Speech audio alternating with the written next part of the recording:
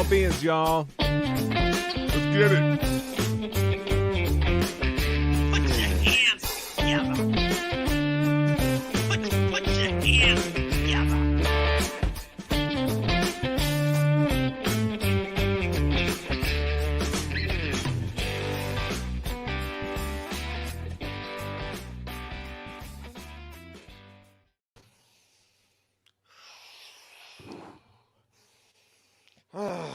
Oh, man. That was great, man. That was great to get in a workout, man, because that's what you got to do when you're coming on with this guest, because this man know his way around the weight room. So welcome back to Calling All Beings. I'm your host, DJ, along with my co-host, the brilliant, the sexy, and the man who looked like Rocky today, Money Man Nathan. What's up, Nathan? What's up, DJ? Hey, man, one love. And give it up to associate producer and new member of the team. Party people, put some of those hands together for Akashi Chris. Yes. Yes. I'm All loving Nathan's Rocky look. It is, man. It's Nathan Are makes you like chugging eggs along with your workout? Yeah, I've got that right over here. This is what Rocky would look like if he was an intellectual and had done as much study instead of going, hey, I got two turtles here. Name is Cuff and Link. You know what I mean? I don't know. What do turtles think about it? Yo, Adrian. But anyway, all right, let's bring in our very special guest. We've been chasing Smith for months, Nathan. Months. Months. Years. More difficult to get on than James Earl Carter Jr., the President of the United States in 1976. Damn. So, but I'll tell you what, without further ado, let's bring in the Hudson Valley's own, New York's own, Engaging the Phenomenon's own. This brother got the meta perspective. Put your hands together for James Iandoli! Yes! Woo! James Iandoli, people, he in my hometown, right across from Linda Zimmerman. Yes! True. Yes, man. If he swam across, he'd be like, yo, Linda, throw me a towel. And I'm going to do it this summer, by the way. I'm going to swim from Linda's side to your side. It's going to happen again. So Again. Oh, man. Again, I did it last summer and I did it the summer before. All right. James, man, welcome to the show, brother. Thanks for having me. Fortunately, I was able to make it here for that panel. So I've been here before. That's right. That's right. Yeah, Returning guest. In fact, James may be our only returning guest so far. Yeah. If you think of it that way. Well, Andy's been on a couple of times. I don't remember that. Andy doesn't count. Andy's not here. Yeah, I'll tell you what, man. It's super exciting. We needed more bandwidth, James, and quite frankly, first of all, we've been trying to get you on even before I heard your story because Nathan gave me his top 5 the week that we said, okay, we're officially collaborating and we're going to be a show. I said, what's your top 5? And you were on there. Exo Academian was on there. I want to say Zignal was on there. I think so. Yeah. But I don't remember who the other two were. But you were on there, Blitzo, James. I think. Yeah, James was your top 5, buddy. Yes. Yeah, that is. So I said in all of UFO Twitter, anybody that you could have on, because I'll ask anybody to be on the show. I don't care who it is. And James knows that. so you were top 5, and it's an honor to speak with you, and I'm glad we're going to have a little bit more time. But the point I was getting at was after hearing of your experiences, your personal experiences, I was pretty blown away. So the out-of-body experience that you had after the car wreck, and it was really deep, man, and I hope that you'd be willing to revisit that today for us. Yeah, sure I can. For many years, I really didn't even talk about that, even within the CE5 community, because I was even now, still today, I'm pretty involved in the CE5 community, and a lot of those experiences I didn't really talk about for a while. I mean, my close friends and family, they knew, the people that were there knew. And people that I knew really closely in the CE5 community. But yeah, I only publicly started sharing that, believe this year, actually. Is it? How do you like quantify, or how do you describe an experiencer? To me, I describe it as someone who was emotionally affected by whatever it was that happened to him as a result of that contact. How would you characterize or describe what you consider an experiencer to be? Yeah, well, you know what? I don't even really like that term. And I understand its usefulness. So I understand the usefulness of language, and we're trying to point to a certain thing, describe it, and pack it nice in our minds and understand it. Had never really considered myself an experiencer. I don't title myself an experiencer, although obviously I acknowledge, having such experiences kind of puts you in a category, kind of like what you're saying, right? But yeah, I guess you can, and you have to say what kind of experiencer, because there's people that, I mean, it does so happen that once you have one of these experiences, you're kind of more likely to have some of the others. But that's not always the case. There's people that have, I mean, again, yeah, wow, there's a lot to go with there, because right, you have people that do psychedelics and they have a psychedelic experience, right?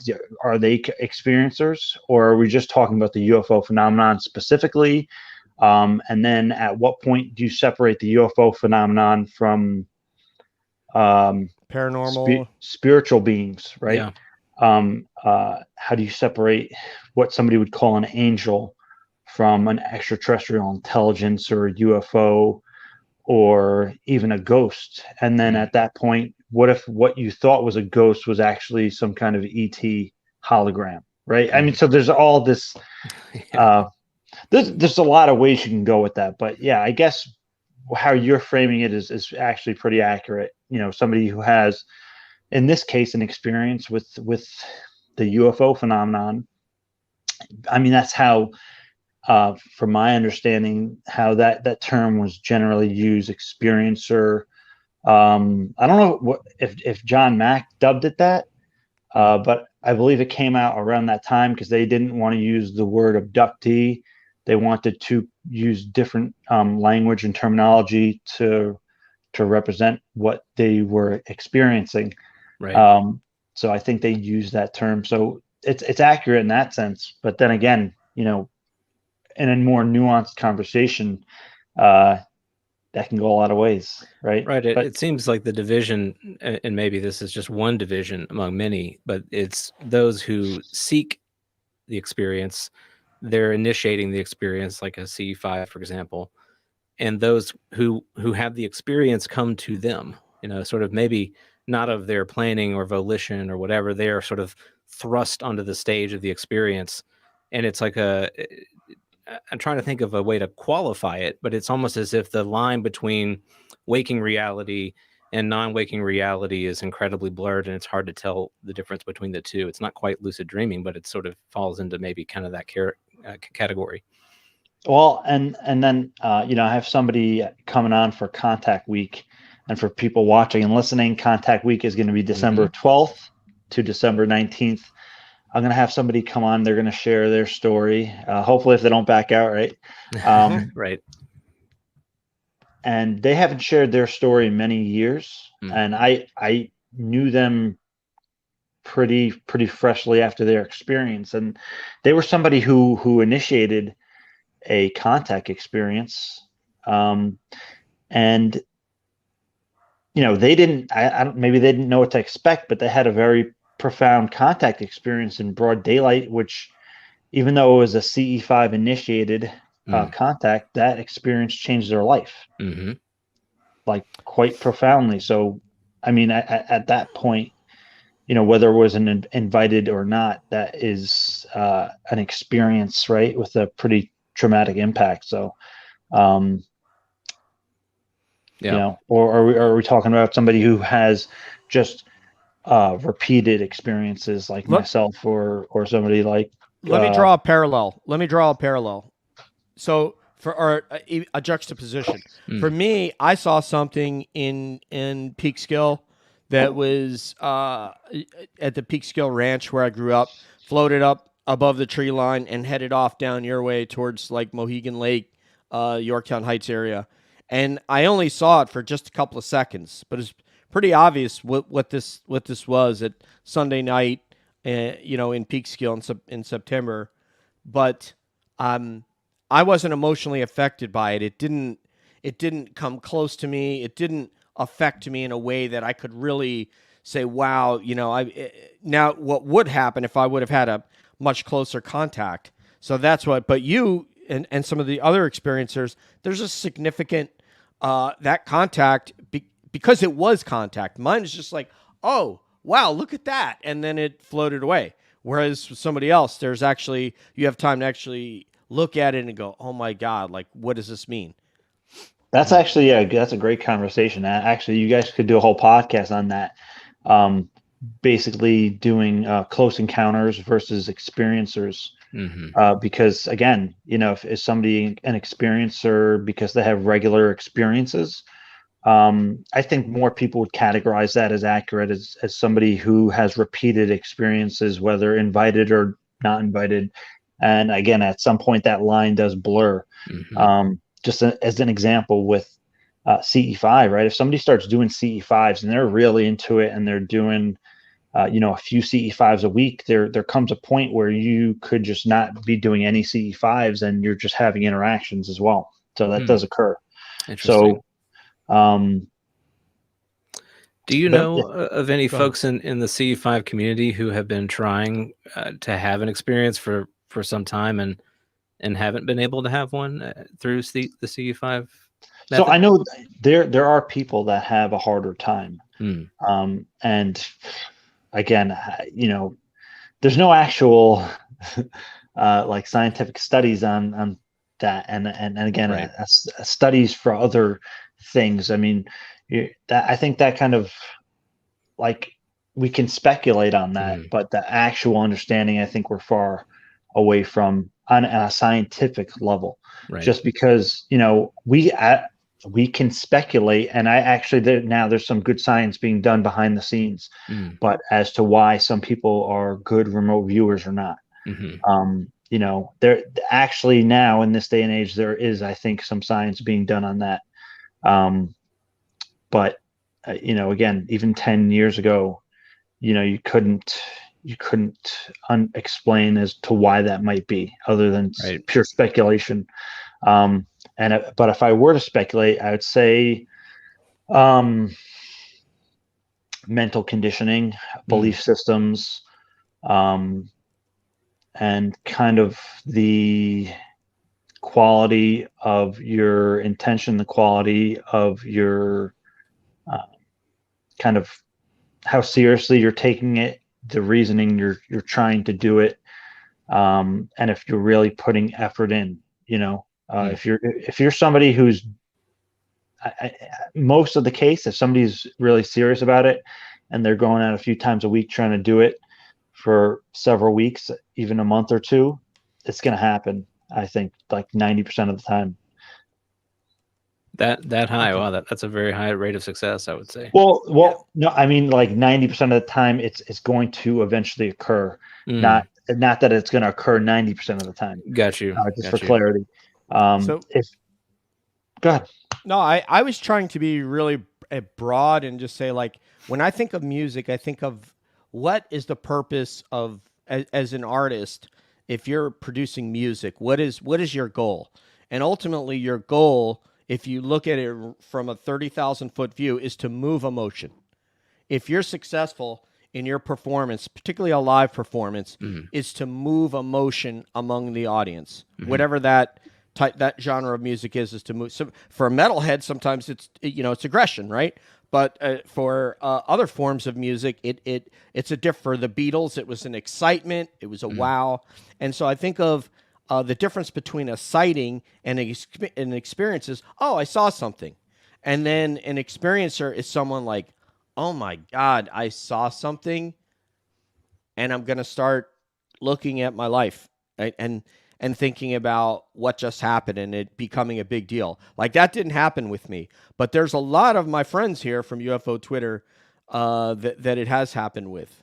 And so, okay, we don't have Deb backstage yet. We have somebody on to actually ask you a question about CE5, and her name is Deb, and she is at a study of UFOs and UAPs. But we'll get back to her. So we'll just continue on with the beatings that Nathan and I have for you. The beatings Well, I was continue. going to say you're talking about you're trying to go broad. You're probably looking at my shoulders here. Yeah, yeah, James, there it is, baby. We got the killer. Man, why don't you have some sort of weightlifting equipment in your hand right now? All right, go ahead. I got nothing here. Okay. But what year was your sighting? It was about 82. So what? Okay, been wow. the So it was front at the end, ninth very grade. Yeah, it was the The very front end. beginning of the Hudson Valley UFO wave, which is spectacular. And I know Linda Zimmerman has done the tremendous work on it, but I think it's an underappreciated. I mean, you know what? Actually, now that I think about it, even like there's so much new stuff going on that it's a lot of that stuff, like even the Phoenix Lights, I don't hear about that much anymore, and it's like earth-shattering, Right. kind of mass 97. sighting. O'Hare, the O'Hare Airport thing Amazing. was tremendous, and the Gulf Breeze incidents. Those are all huge, flat UFO events, big waves where there's constant sightings. Right. But the Hudson Valley, I guess I'm fortunate enough to grow up that I grew up in this area, and I had met plenty of people. More so after I was a researcher and I was like looking around and speaking to people, and I'm the kind of person, obviously I'm a New Yorker, so I'll just ask people what they think. Yeah, sure. But I met actually somebody at my library, and she ended up having several experiences during that the Hudson Valley UFO wave, and she ended up being featured in one of Linda Zimmerman's books. Oh, I didn't meet someone from the book, but I did meet someone that Linda did interview, and that's how I got her phone number to call her. But one of my high school classmates, I posted on our class webpage, and I was like crickets. No one responded. Then finally, a girl came out and she said, "Yeah, Dave." She said, "I had an experience. Linda Zimmerman came and interviewed us and my neighbor. My whole family saw it in the backyard. And my neighbor. So in Montrose, right near where you live. So yeah, it's funny because at one of my jobs, I met somebody, and randomly I brought up the issue because I was talking about the Disclosure Project, some years ago. I was talking to some people at work about it, and this gentleman actually told me, he's like, in the 80s, I was, out in this field, and we saw this huge silent craft with the boomerang basically explained, go over them completely silently. Wow. And, I mean, when he's telling the story, you can see he was, kind of reminiscing, and he was amazed by what he had experienced. I don't know how drastically it had changed his life, but you could tell, he was, I guess you can say a believer, and what he saw was pretty profound. So, there's kind of, a decent amount of that around here, which I think is fortunate. there's a spectrum, of people, but I mean, just that, when someone's talking about it, it's emotionally moving. Unfortunately, mine wasn't very emotionally moving because I just didn't get to see it long enough, and I was going home and I was going to tell my parents because I knew exactly what my father or my mother would say. So I was like, I'm not even talking about this. Well, and then again, years later for me, it ended up that one of the guys featured in like the TV show where they covered it. What's that? Unsolved Mysteries. You're right. So one of the guys that was featured in that show, I believe his name was Dennis Sant, and he was some kind of maybe council member in Putnam Valley, and he ended up, like, again, I didn't realize this until way afterwards, that he was the brother of one of the martial arts instructors that I knew from this place I went to. And I was like, oh my God, it's a small world, right? Right. What a connection. Well, and I didn't realize that until after I knew the martial art instructor. And then again, I'm like, wait, oh, Dennis Sand. I'm like, oh, no way. And it's like, that's his brother. And it was.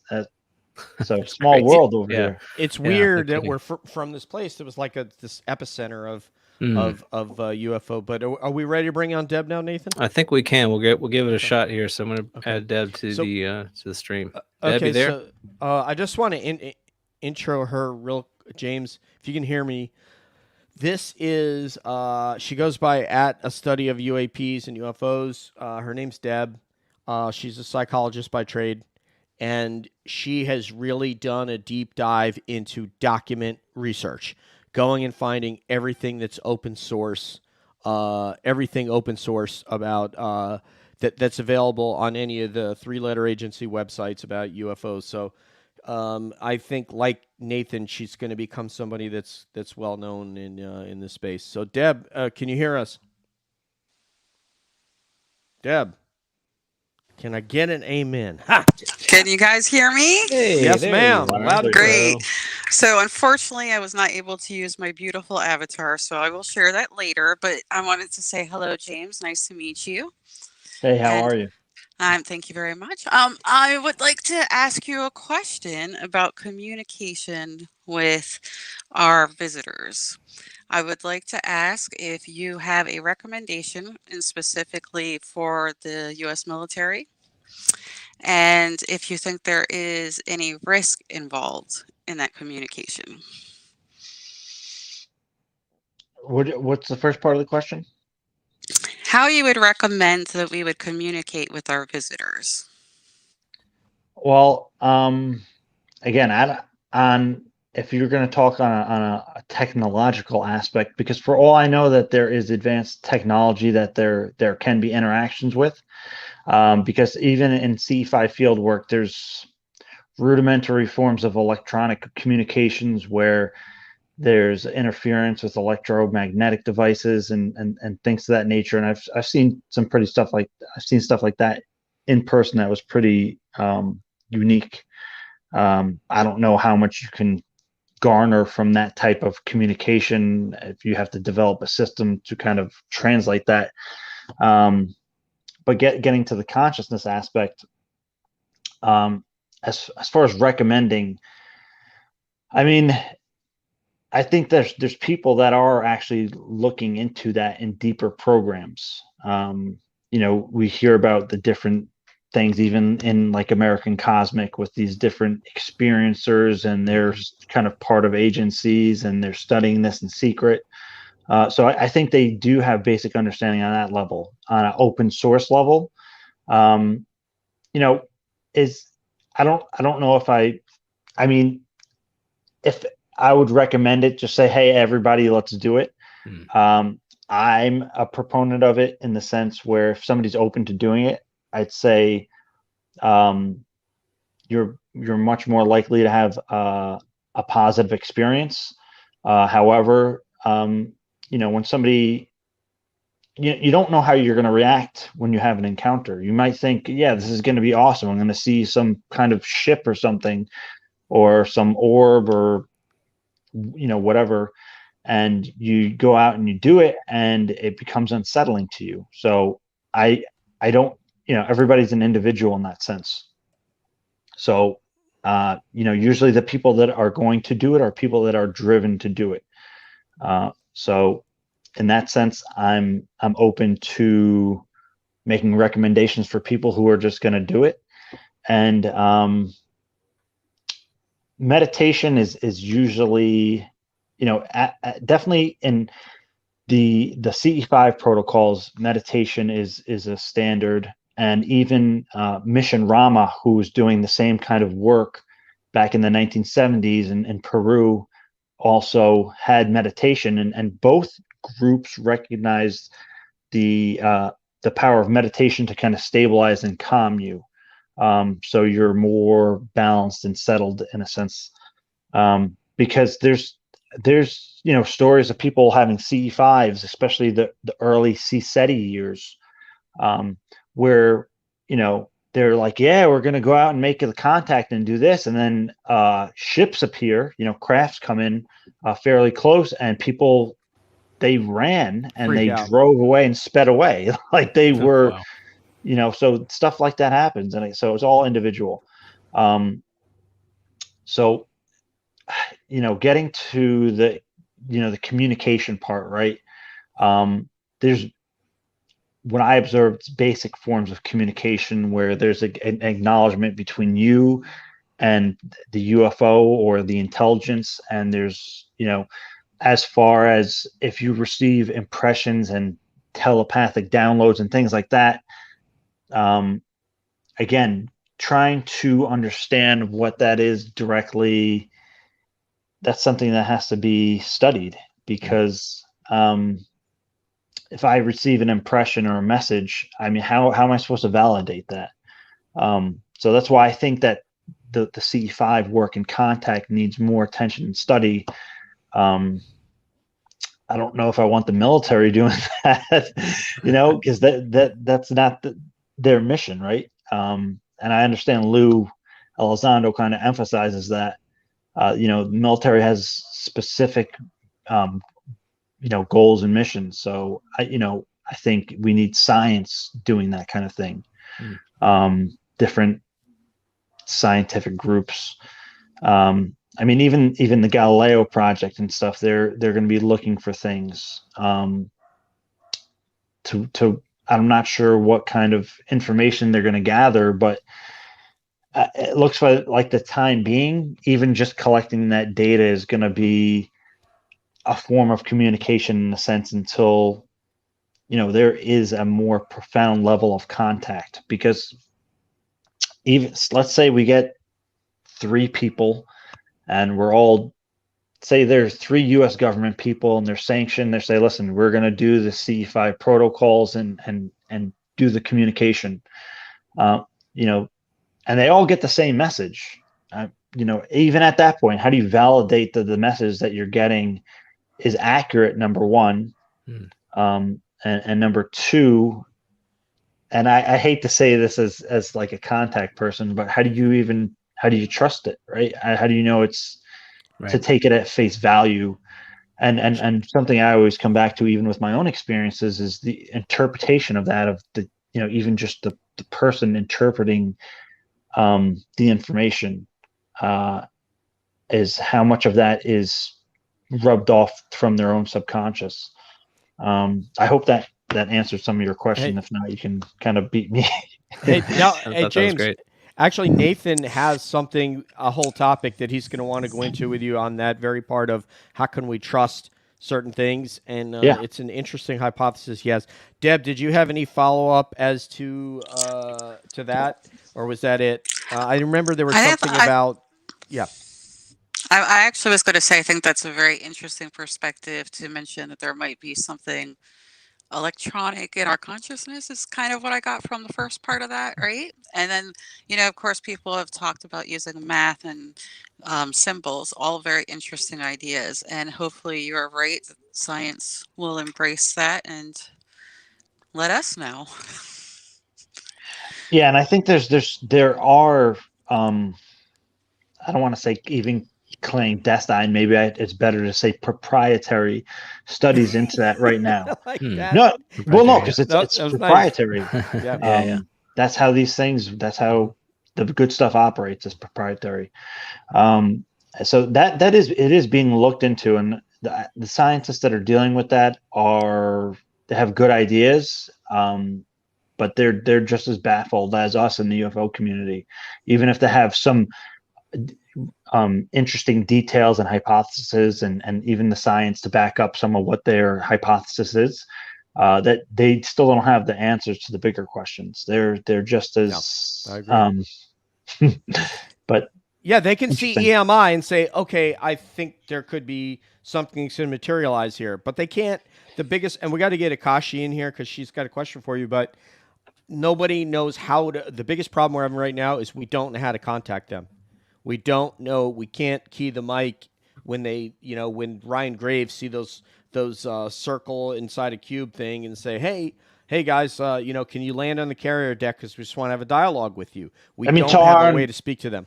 as As far far as we know. as we know, there may be something that we just don't know about. And I have to say, I would think that the UFO phenomenon, if it wanted to, it could clearly facilitate that kind of communication. Has it happened and it's been classified by the NSA? I have no idea. Yeah. And I wouldn't stake it either way. I wouldn't say yes or no because I really have no idea. Yeah.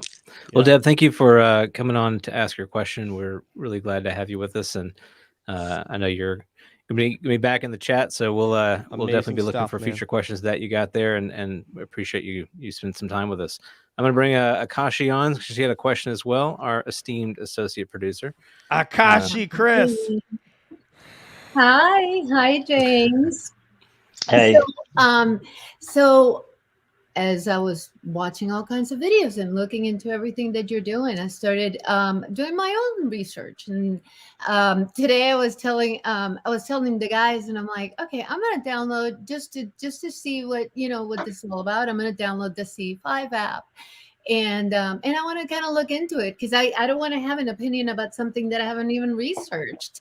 But at the same time, as I'm looking through this and starting again, newbie at this, so it looks like once you achieve that awareness of consciousness, of true consciousness, right? So it's a concept of consciousness, not the things that happen, but consciousness, the fact that I have a conscience, that I am conscious of the things around me. Once you get, so you go through the CE5 program. So once you have gotten to that point and you've been able to experience, is that something that your mind is just now more open to things, and now you've kind of made us like almost your brain has switched a little bit to be more of a hub?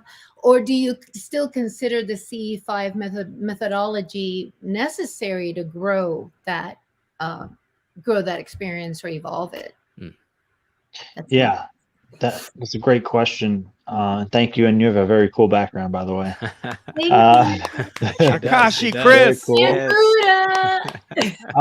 So yeah, I mean, I guess there's a few things you can go over there, because I just to be honest, there's going to be people that are exceptional in these regards for no other reason, maybe genetics, predisposition, conditioning. So you're going to have your Picassos that for some reason they can just tune in, no protocols, no nothing. People might not like this example, but Dr. Stephen Greer, Christopher Bledsoe, Dorothy Ezat. There's people that can, but it so happened that those people had a particular kind of spiritual inclination. So I don't know if that's telling to one thing or another. Mm-hmm. But there's people that are going to have an easier time with that. But generally speaking, for the majority of people, I think regular mindfulness or meditation practices are going to help facilitate that. And it doesn't have to be so overtly as seated meditation, although I would recommend that as a stable for people that are going to endeavor into CE5 in contact. Even Project Unity J, he was saying how, he'd climb and he gets in the zone. So that zone is, what in Theravada we call mind body, body mind awareness. And that's actually a very powerful state, I would say, for facilitating this kind of contact. Even in Grant Cameron's book, contact modalities, they were taught. John Burroughs was, the Rendlesham experiencer, and he had this, pretty crazy experiences. And, I think it was Dr. Kit Green or somebody else had recommended to him combining a type of Kripalu yoga and Vipassana at the same time, combining those practices, because you're basically doing a hemisync effect. You're balancing the nervous system. And so seated meditation is one thing, but you could actually do a contact sequence while you're doing a workout, while you're doing a jog, while you're doing music, while you're doing art, and that can be very effective. But seated meditation, yeah, I would recommend that. And what I have found personally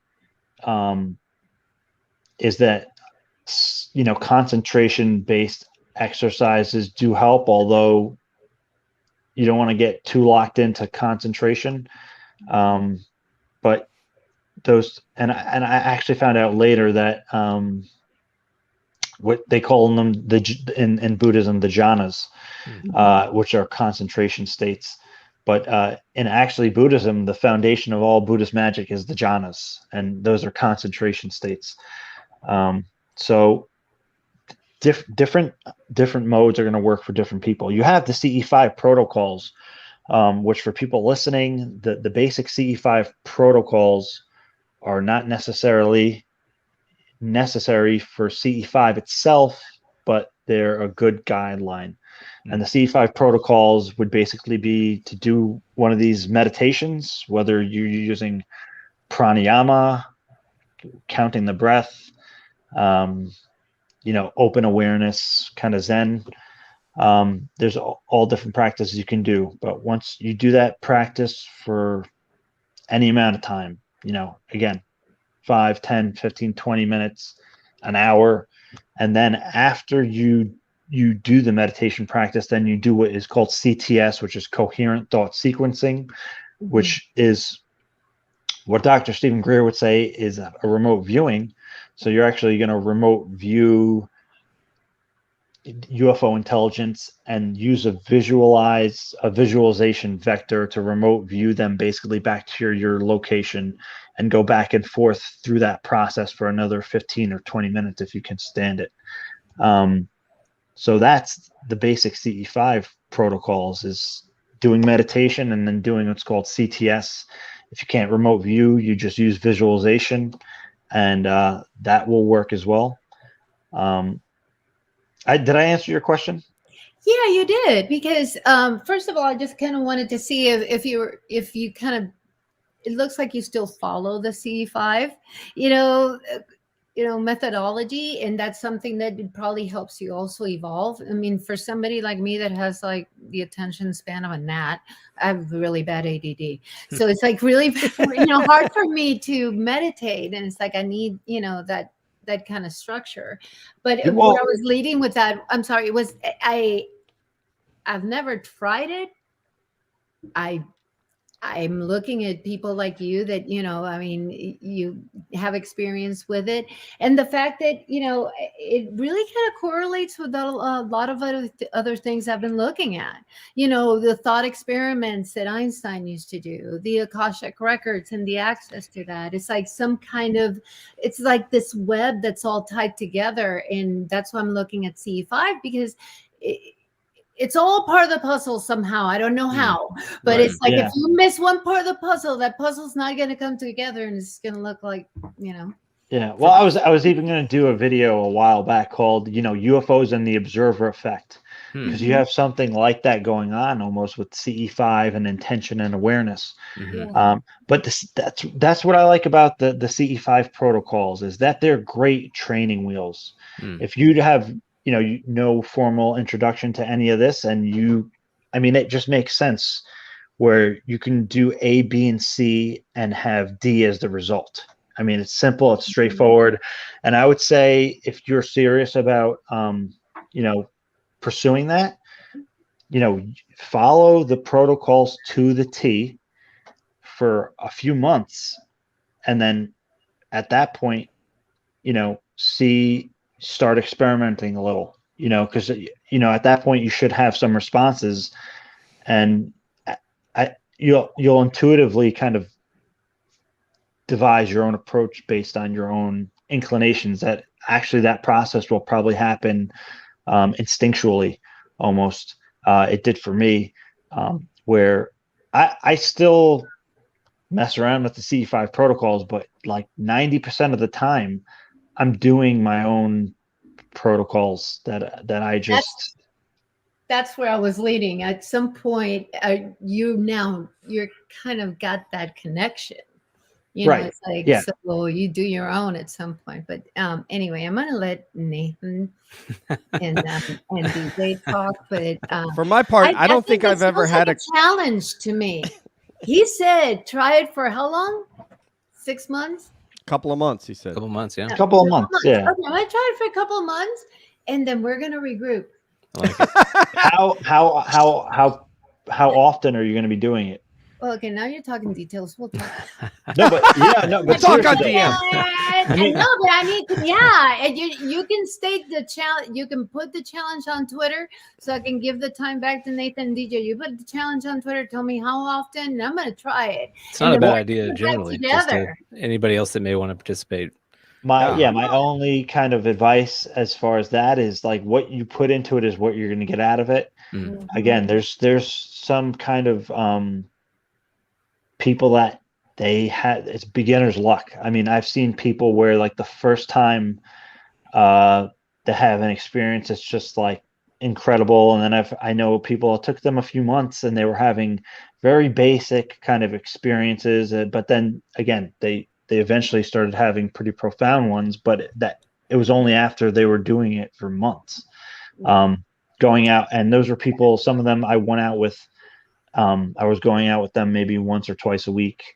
I used to do, in the earlier days, I can say I was doing this almost every single day for several hours a day. Like, if there's like a professional level of CE5, I'm up there. For sure. Yeah. Amazing. One last thing, and I'll let you go, is I'm not having any expectations except for going through that journey, because even just if I can get to meditate and feel like I'm more aware, that's a win. So I can, and according to things I see, it's like you have to kind of go in kind of with an open mind and pure heart and no ill intentions. So that's how I'm going to step into it. It's a challenge. See you on Twitter. I'll let you guys take back over. I love it. Thank you, Back to Chris. you, DJ and Nathan. All right, peace. Akashi, Chris, ladies and gentlemen. I was going to say, I don't think I've had a coherent thought sequence ever. So Nathan, this in itself would be revolutionary if I could have a coherent life-changing thought sequence. I think that would please. With those introductions that you do on this channel, there's some kind of coherent thought going. I agree. He's a master at that. So James, I guess the question I have for you, I'm sorry, I just want to do one insert here. Please. People may be curious about CE5 here. Of course. There is a free PDF book that I know somebody in the CE5 network created, called C5 Field Workers Guide, I believe. There's a website and a PDF. When the show's over, I will send it to you. I'll send you the link. We'll put it's it called in the a CE5 manual. Okay. And it's on Amazon where you can buy the PDF for $1 or it's just free on the website. Okay. Sweet. And we'll put that in the description, man. That'd be great. It's not just the CE5 protocols. There's several different approaches in there, and they guarantee within 6 times you'll have some kind of experience. Right. But again, it's a very useful tool and it's free. Yeah. Cool. Man. That's awesome. So what I wanted to ask you about, I know you're familiar with the work of Leslie Kane and Dr. Jeffrey Mishlove, who I know you've spoken with. And where I'm going with this question is, what are your thoughts on the intersection or connection between things like physical mediumship and CE5? Do we think there's some kind of similar mechanism or pathway that is occurring there? Are we manifesting these objects rather than them coming to us separate from us? Are they a part of us? And is that something you've explored? Yeah, I'm gonna say there's several different phenomena that are going on that are intersecting, and there's all of that is going on. I'm going to say some of it is literally probably what we would call extraterrestrial intelligence, and is literally using just a super advanced technology to facilitate these kind of interactions and manifestations. Like literally just technology. They've mastered the stuff, even the science of consciousness.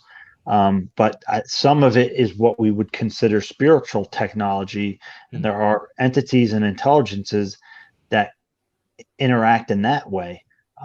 And I've had different experiences where there's different qualities like that. And again, this is beyond what I can explain. But there's certainly different qualities of interactions where some seems technological and some seems like spiritual. And again, metaphysical, spiritual, however you want to, phrase that. Even some of the stuff at Skinwalker Ranch, there's probably a combination of stuff there where some of it may be technological and some of it may be what we would consider spiritual or metaphysical. Okay. So and I think how do you distinguish between those two? So I guess I think I struggle with the technology component of your answer. Like how do you identify that it's technological and not spiritual or metaphysical? Well, I mean, there's some interactions where there's a light, but you can see a craft, like a outline of a physical craft. Okay. And things like the Tic Tac have qualities that I would consider that technological.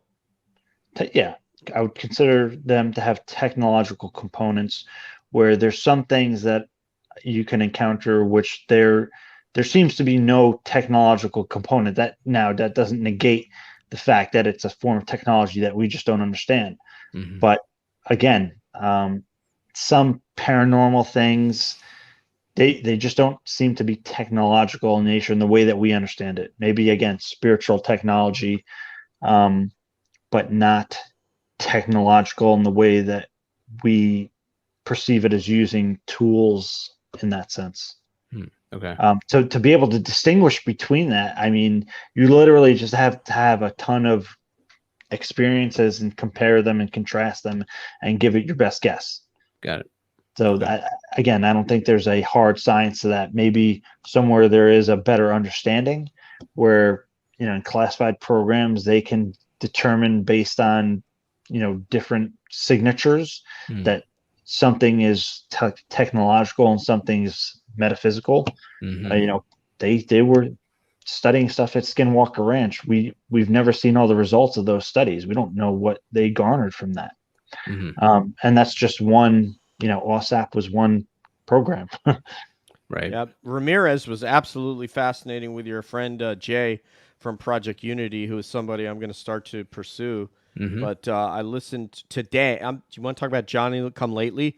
This interview was probably like 2 months ago or whatever the hell it was. And I just listened. I'm not even finished with it, but Ramirez is fascinating, and he is offering us in a window into things that heretofore, I can't say we didn't have a window into some, but because by virtue of the fact we have Lou Elizondo, but now you're having a guy who's a GS-15, retired, who's backing up a lot of the things that Lou said and expanding on other areas that Lou hasn't really gone into. And that guy's been authenticated. I've talked to somebody in DOD who ran his Social Security number that he got from him, and he's who he says he is. So, yeah. We're going to bring on somebody else for you, James. We have Stephen Greer's Flair. Would love to add. Yeah! Greer's Flair, our chief humorous show and humorous antagonist. Greer's Flair, man. James Can you hear me? I can hear you. Are you at Vero Beach, Florida over there? Yeah. No, I'm actually in California. Whoa, I got my lollipop. I'm ready to party. Yeah. All right, I got a question for you. It's about alien abduction, since we're on that topic anyway. Sure. So that now that the mask mandates are out, they're going. We got those mask mandates in. Do you think that might be the aliens may be abducting the wrong people? Don't know. I can't presume to know alien intelligence. Do you think that's the reason for disclosure, because the wrong people are getting taken, and that's a big deal. Because they can't tell who the real person is that what you're saying? Right. They can't tell the difference. Yeah, they're like, oh, is that James? No, it's DJ. So this Right. could just be causing a lot. They're going to go after Exo Academia, and they're going to get Nathan. It's Exactly. total chaos. So Well, you know what? In the actual, we can consider them alien intelligence. They seem to have. They could know where you are. I think. So I can't wear a disguise, like maybe to bed, or I was thinking maybe like a gray alien mask, maybe. Right. Yeah, he's one of us. Even We if need to you- take this guy. he's already one of us. That's too bad. They I might guess take you like, if you look like one of them. That we left Charlie- you behind. Charlie you in the just- Chocolate Factory, they're gonna find you anyways.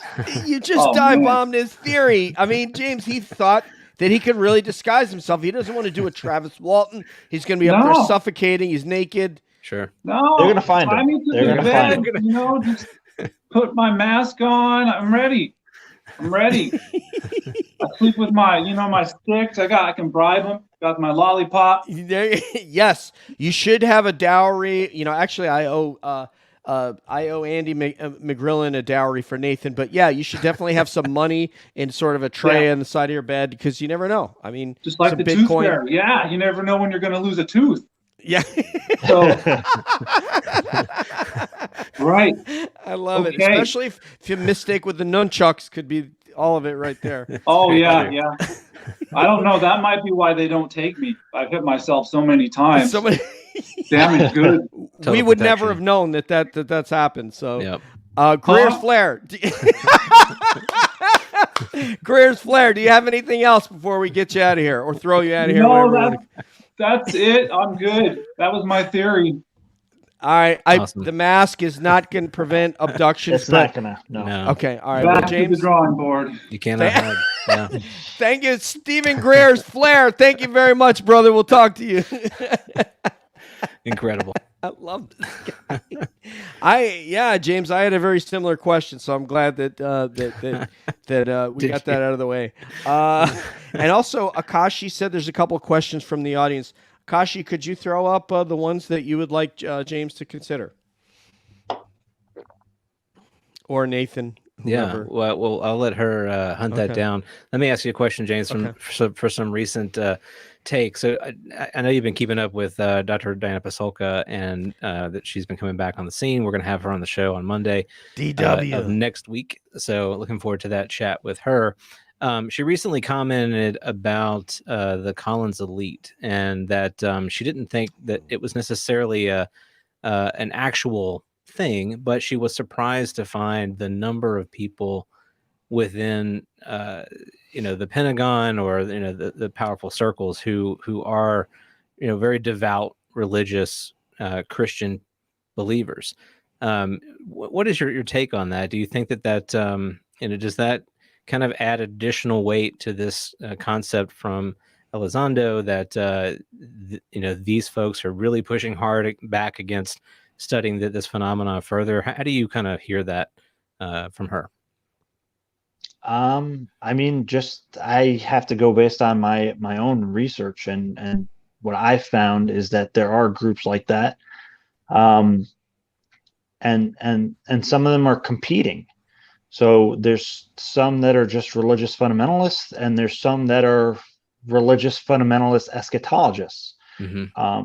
And they like legitimately, not like kind of like sort of, and these stories go back, and people that have penetrated deep into this world, sometimes to their detriment, have encountered that, and I don't think that keeps coming up for no reason. Even Christopher Bledsoe, I don't know if he said it, but his son, Ryan Bledsoe, on the podcast is very outspoken about these different secret societies in the Pentagon, and I'm convinced that they exist. They may not be in an organized matter where they're having meetings and saying, "Listen, guys, this is what we have to do." But just by them having those beliefs and acting on them, and trying to pursue their agendas and beliefs that might interfere with the process, and if they have substantial power and influence, that's going to affect the results of what's going on. And I think that these people have existed from the beginning of the entire disclosure process.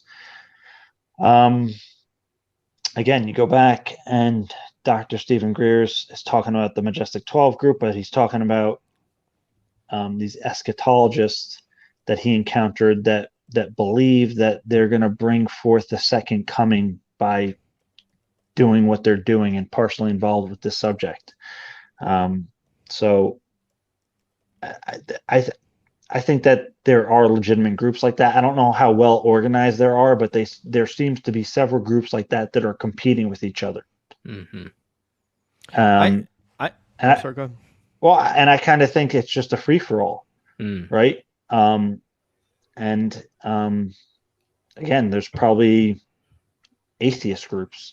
I know, yeah. I've heard a lot of stories, and based on the patterns of all that, I think that there are several groups like that are competing, and I'm sure that they want their narrative to win. So that's probably part of what's going on too. You have the competing narratives that are going to facilitate what they believe is the right thing to do. I don't think they're going out there. I mean, I think they actually literally believe, some of these things, and they're acting on that. And, if that might not always be in our best interest, right? I mean, they could be making decisions that influence us all based on some kind of ideas we would consider wacky or unfounded. Yeah. I'd actually like to get Nathan. I'd like to get your take. If you're surprised, and in addition to that, what's your take on it? Kind of just like what you asked James. Yeah. So I think it's understandable how it's an ideology that took hold. So if you think about when the phenomenon started to really be encountered by the government, at least the accounts that we're most familiar with, after we started testing the nukes, and Roswell, of course, comes to mind. That was a time period in our country's history when Christianity was, so widely held. Like, it was a very deeply held belief within, the majority of the country. Most people went to church. Most people grew up in a church. Now, there were different denominational beliefs, but the kind of fabric of society was very Christian in nature. So encountering a downed craft or beings, you're going to view that entire encounter through that kind of religious lens. I guess what surprises me about that is that that was a long time ago. So, as time has moved on since then, there surely have been different actors and players involved with the phenomenon who are bringing their own sort of new religious or non-religious perspectives to play as they interact with whatever this happens to be. And James, you just hinted at that. There could be very much competing factions within the government, of those who have access, those who buy into this sort of end of the world cult, if you will, and those who are pursuing it purely on sort of scientific grounds and merit. And you kind of see that faction represented really well through the Galileo project, and I think, quite frankly, through what Lou and Chris are advocating for, an open, transparent study of whatever this happens to be, kind of reducing the stovepiping that has occurred, and just sharing information so we can master this or get on top of this before our adversaries might be able to do so.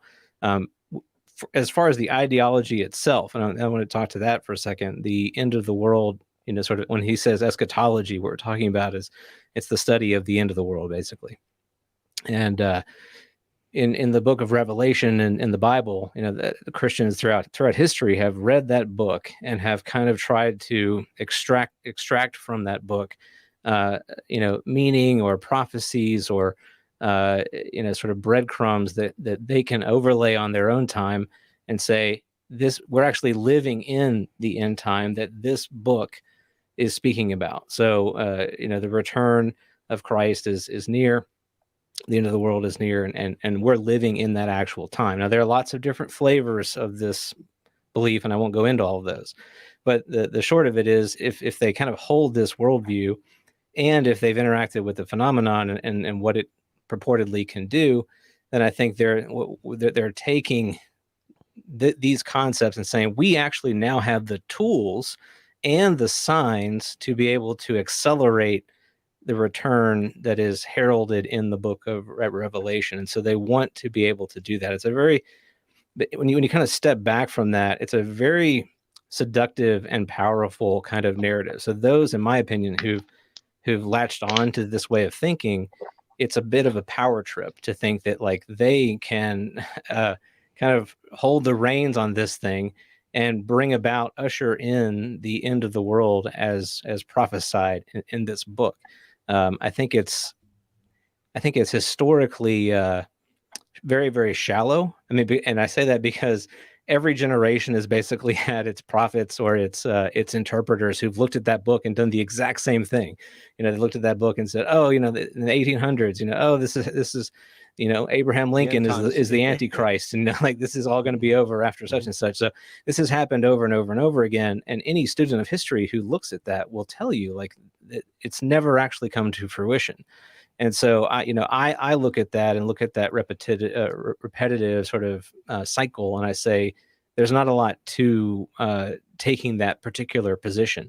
But I guess when it comes to this one topic, you only have to be right once, right? So you only, the end of the world will in fact happen at some point, at least in a cosmological sense. We know that the end of our own galaxy is going to, end at some point.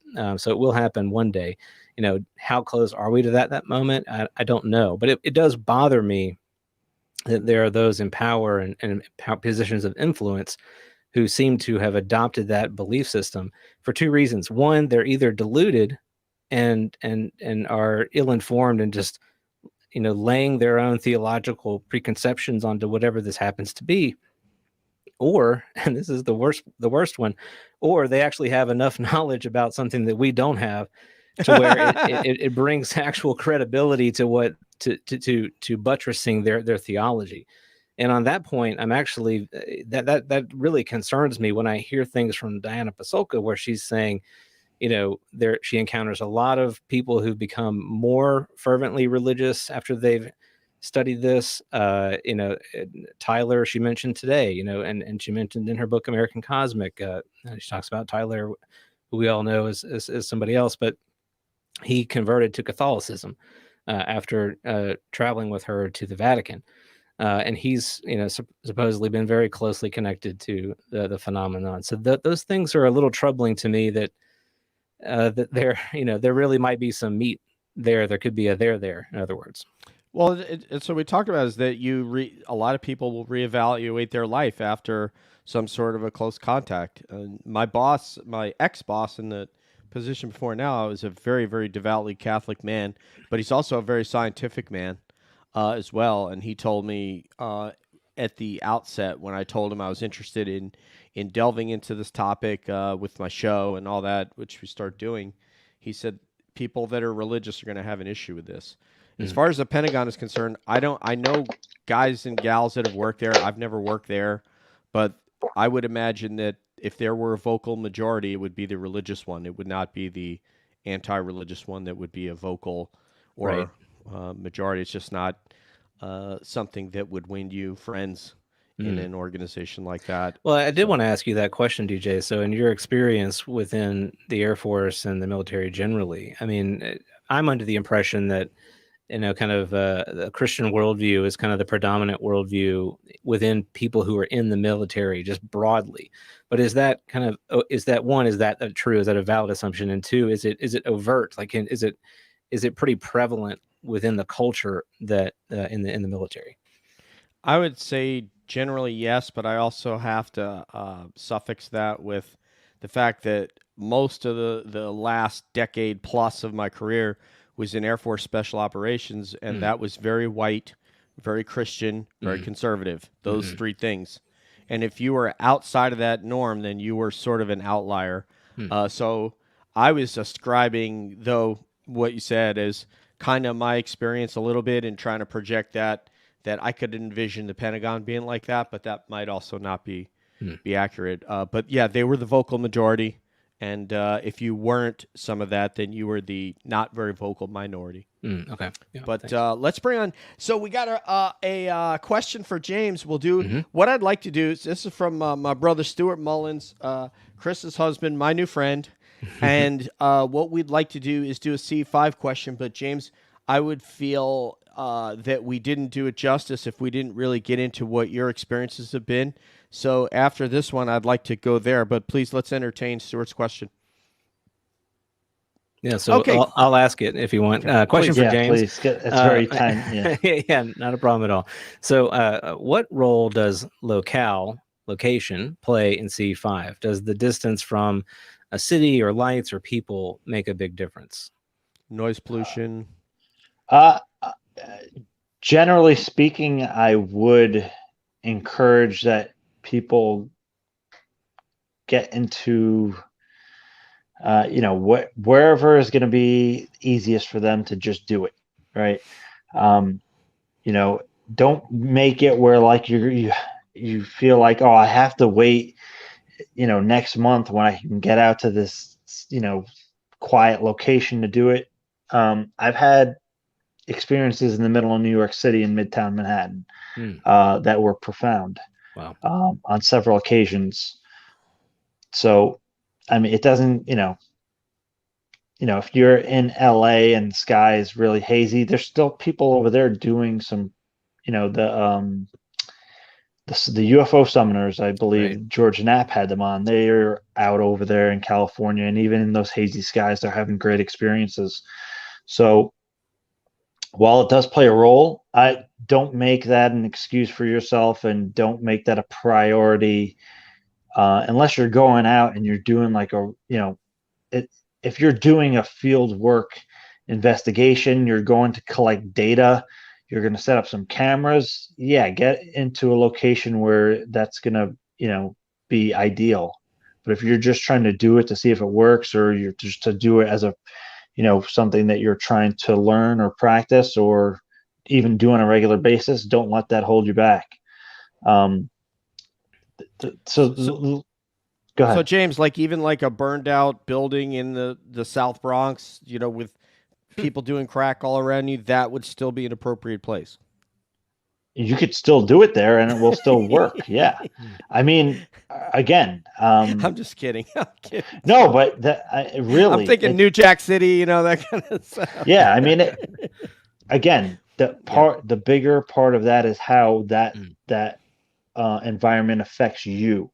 Yeah. Mostly, rather than, the phenomenon's not going to come here and interact because, I can't say I know their psychology, but I don't know how judgmental they are. Although, like, again, if sometimes, if you have like a camera and you're just like waiting, like, oh, I'm going to take a picture of this interaction, it's going to totally mess up your mojo. Not happening. Yeah. I mean, again, and you have to come into question of, is that part of your own mind where that's your intention and your priority, and it's interacting with the actual experience of just being there with no expectation and being involved in the process, rather than like, now you're thinking, you're waiting, and that kind of thing is a distraction. So there's a few parts of that equation. Are there places that can magnify the experience, though? Like, are there places in the world that you think have Sedona, baby? Yeah. Yeah, I mean, yeah. So that is, I think that's something that's true, where there's just locations where there's higher contact, but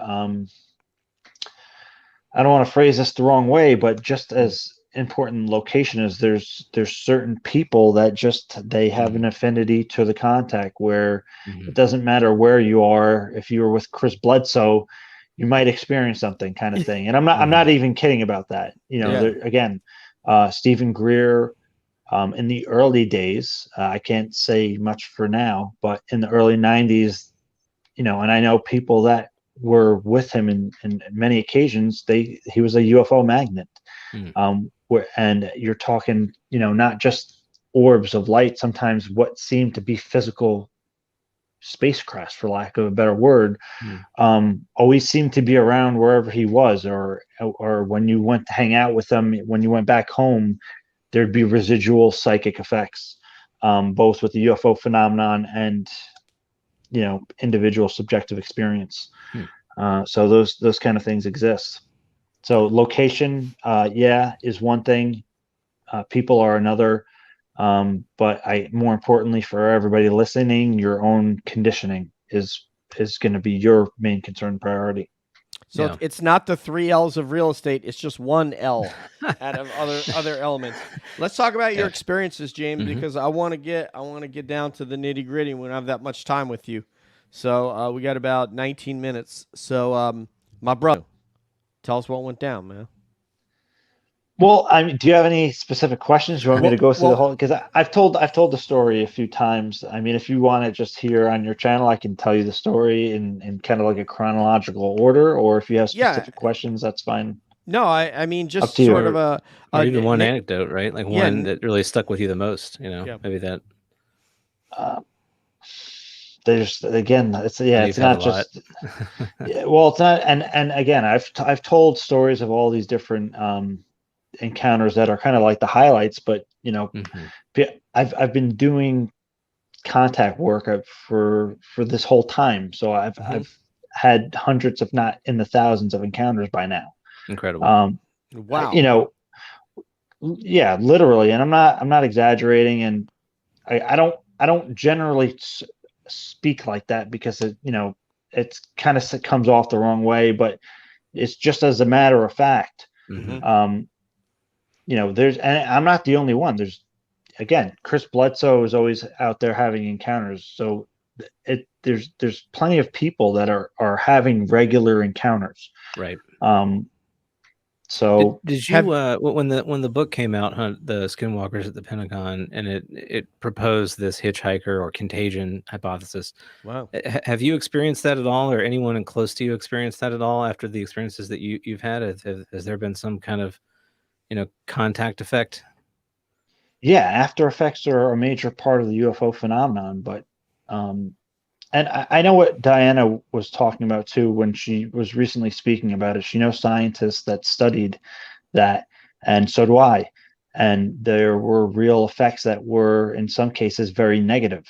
But again, as I mentioned, there's also the same effect but positive. Right. And again, I know, Nathan, you have like a religious background. You can even go into something like Shaktipat or transmission and those kind of things, and that's similar phenomenon. And again, I don't like the idea so much of gurus and that kind of thing, but there is a thing, again, I mentioned with Stephen Greer, there were people that would encounter him and hang out with him for a while and go out and do some CE5 with him and then go back, and there would be residual effects for a while. Same with Dorothy Ezat. Same thing was reported. People would come by and visit her and then come back to their homes and have spiritual experiences, UFO encounters. So in that regard, the hitchhiker thing, it's not just negative like that they reported from Skinwalker, and I believe what they reported was true. I don't think that they're just trying to spin it in a negative way. I know people that did the science there, and those things that they said did happen. So that they're not trying to just spin that in a way for a kind of agenda. What they said happened, and it's true, but what isn't highlighted there is what they didn't experience, at least over there, was that there's the same thing where you can have a healing experience from the UFO phenomenon, and that's a residual or after effect. Right. So that's part of a much bigger conversation, and the hitchhikers thing is just the beginning of that conversation. Right. looking back through history of different religions and kind of how religions have spun out from experience, that is very similar in many ways to experiences that we're hearing about with the phenomenon.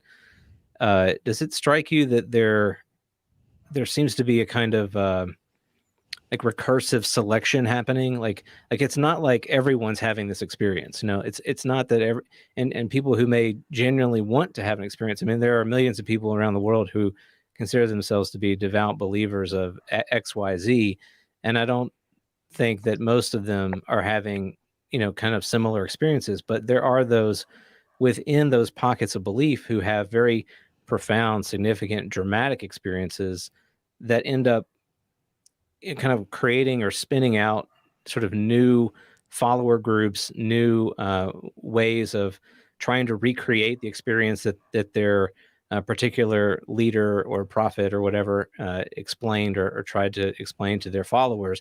It almost seems as if we're in a, the earth is some kind of like sphere of information that is like selecting people throughout history to be representatives or contact experiencers, and then the rest of us are kind of latching on to these nodes of interaction, and then we're building stuff around them. Like we're kind of elevating that one thing that they had and trying to build structure and systems and organizations around them, things that we now call religion or other systems. What do you think about that take on it? Oh man, human nature. Yeah, I was going to say humanity.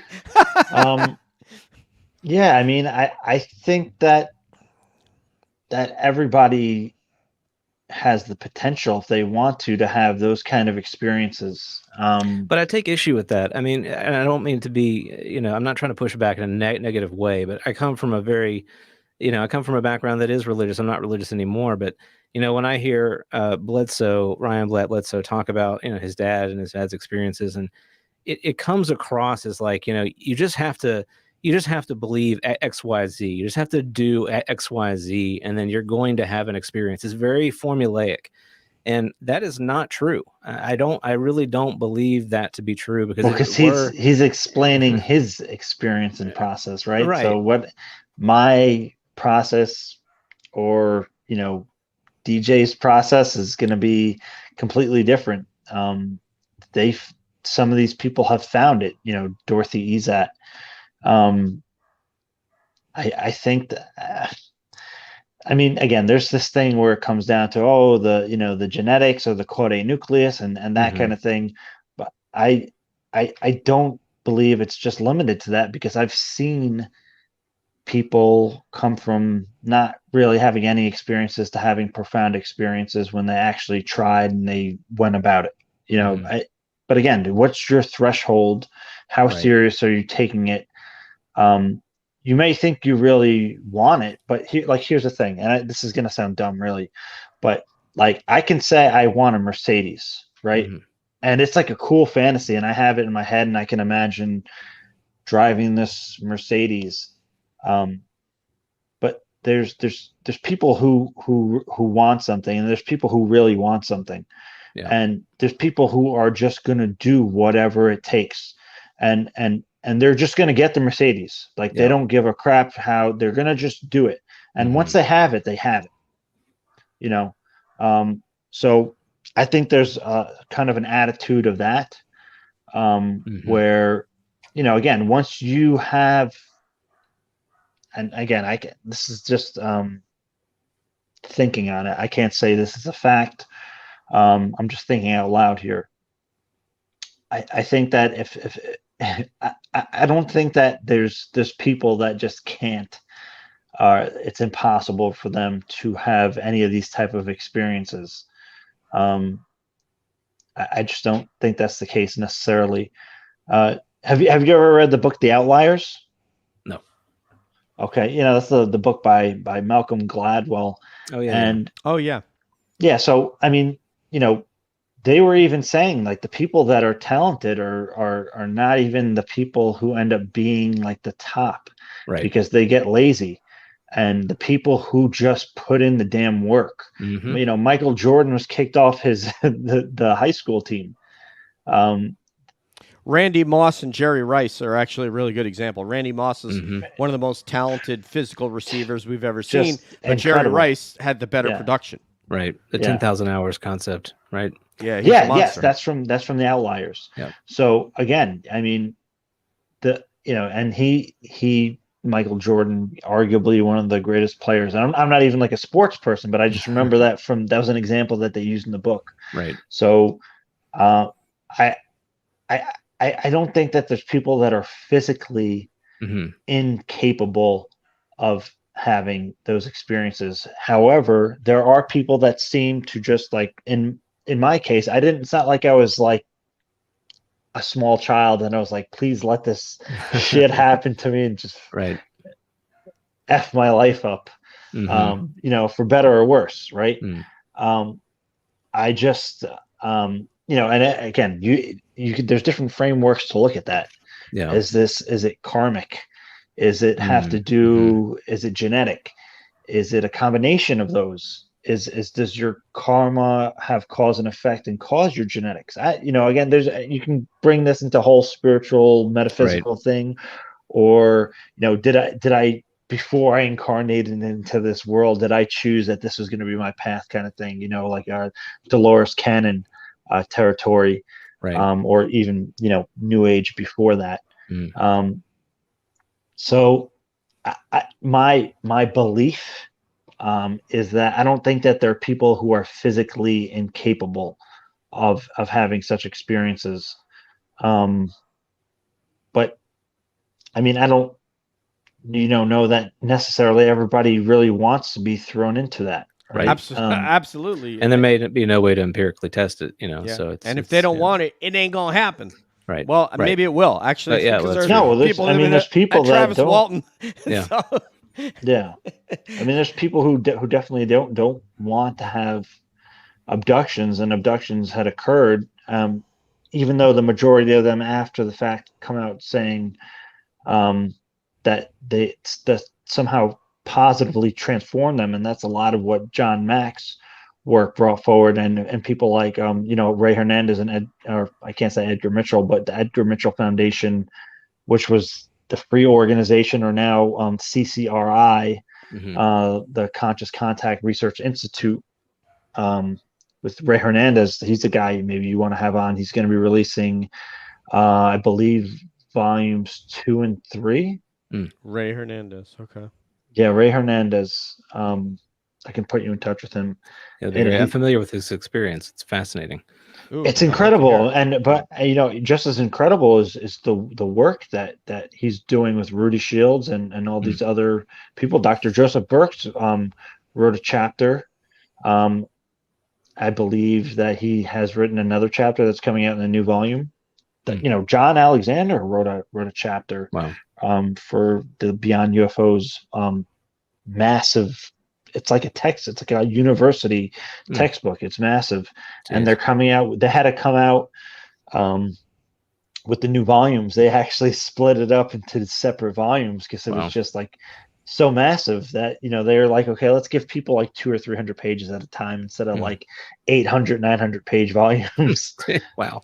I have a question for Nathan. Then we actually have another questioner for James that'll probably get the last question. But Nathan. Speaking of CCR, do you see a bad moon rising? Come on, James, you're supposed to smile. It was in the contract I sent you. It was in the contract. Yeah. The writer. He didn't get his M&Ms. Okay. That was the all right. The peanut M&Ms. Reese's Pieces. Oh, there we go. There we go. Nathan, do you see a religiosity in the way that we're interacting on UFO Twitter right now? Do you have a sense that we're becoming or a burgeoning religion of some sort? Mm-hmm. Yeah, well, I think that the ingredients are certainly there. Whether or not it comes to fruition, it remains to be seen. Because in some ways, I think these things take generations to really transform. So I don't know that we would necessarily see that come to fruition in our short period of time, but I could see it happening, over a long period of time. Mainly if we start getting to a place where there is a way that we're saying, look, you can experience the phenomenon through doing X, Y, Z. Essentially, I'm going to use a word for that, a ritual. So if there's a ritual that you can do to have an experience, people will do it. They will adopt the ritual, and it will become more ritualized over time. And then those who are very good at it will become the as James mentioned, kind of the gurus or the priests or I'm just using terms that we're familiar with, but they'll be the ones who folks will gather around to look to as the experts, and whatever those experts say as, I found this to work, then that is what their followers will do in hopes that they too can have a perceived experience that is oftentimes kind of conflated with like a salvific experience. There's a reason why we want, this. There has to be some inner drive why people want to connect with this, whatever it is.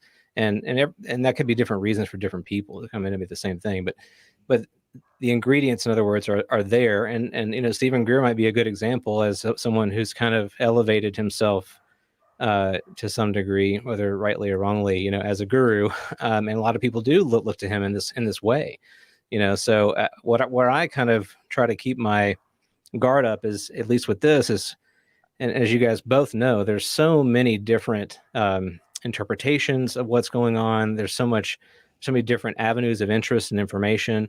I kind of side in the camp that we're never probably going to know what it is, but it's worth studying. We need to devote time, energy, our science, our philosophers, all of our good thinkers, we need to devote those folks to this so that we can better understand it. And if we can, then if it becomes more real and less etheric, which is sort of how it feels now, then at that point we may start seeing, the real foundation of a future way of being, of doing. And that kind of gets to I don't want to necessarily spend too much time on it, and I know because we have another question, but James, I do want to get your thoughts on, as a meditation practitioner, what would you kind of advocate for people generally? Because is this something that you would say, like, if you had it, if you had it your way, or I think it'd be best, is it best for humanity, kind of everyone, to do